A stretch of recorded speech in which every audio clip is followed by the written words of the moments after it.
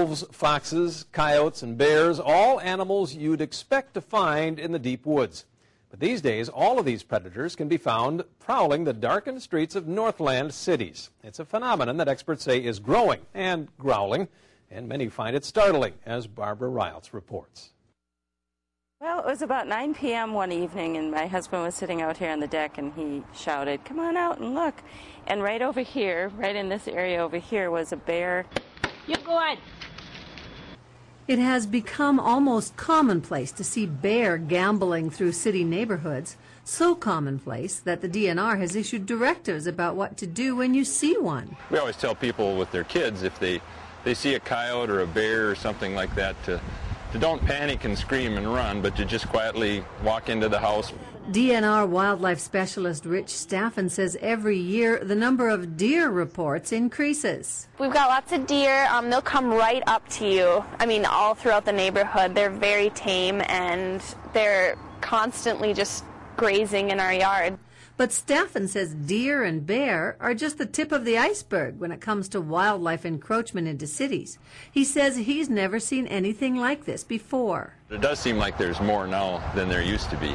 This Park Point resident would agree. We've seen everything from beavers walking on the beach, muskrats, bears, deer, coyotes, timber wolves, fox, lots of fox. In fact, Walt has had a fox den in his backyard for 2 summers now.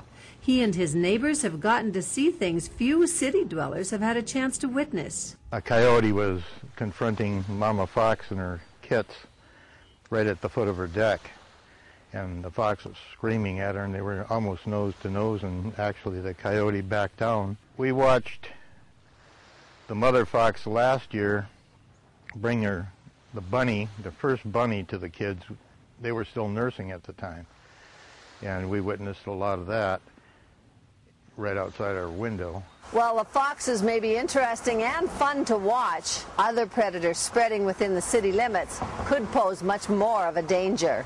We've seen timber wolves out on the ice in the winter. That's a problem that I sometimes are somewhat concerned about. We've seen coyotes. Coyotes do occasionally attack people, especially young children, have occasionally been attacked. Staffen says he's not sure why there has been an increase in wild animals finding their way into the city limits.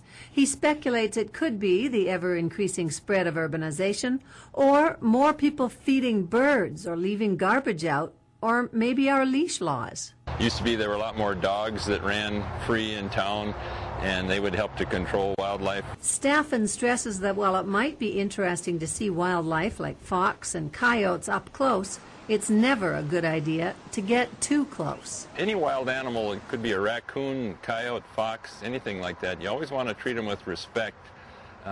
They can inflict fairly dangerous wounds if they feel threatened or cornered. Experts say it's best to discourage wildlife from getting too close. They say it's a good idea to cover bird feeders at night and secure your garbage. Also, when you see animals in your yard, make a lot of noise or squirt them with a hose from a safe distance. And never feed them. Did you see him just jump up that tree? Eventually, the experts say they'll get discouraged and move on.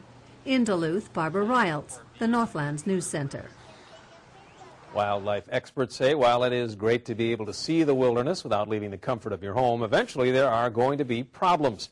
They emphasize the importance of not feeding wild animals or trying to make them into pets.